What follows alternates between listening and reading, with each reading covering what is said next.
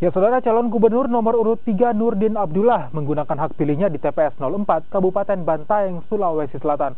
Nurdin Abdullah bersama keluarganya mencoblos untuk memenuhi hak pilihnya sebagai warga negara Indonesia.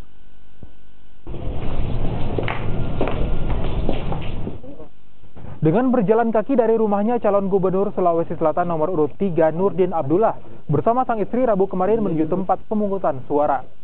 Nurdin Abdullah menggunakan hak suaranya di tempat domisilinya, yaitu di Kabupaten Bantaeng. Ditemani sang istri, Nurdin Abdullah menggunakan hak pilihnya. Usai mencoblos, Nurdin Abdullah berharap seluruh warga Sulawesi Selatan menggunakan hak pilihnya dan meminta pendukungnya tetap menjaga kondisi pilkada tetap damai. Bahwa dari awal kita terus membangun yang namanya politik yang beretika, politik yang santun.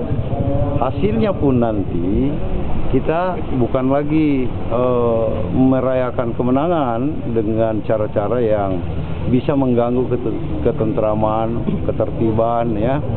Kita syukuri misalnya kita ditakdirkan menjadi pemenang, masing-masing kita kembali ke rumah sujud syukur.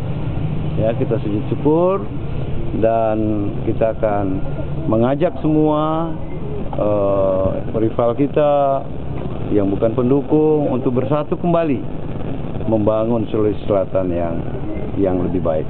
Saya kira demikian juga dengan yang lain, ya, harapan kita.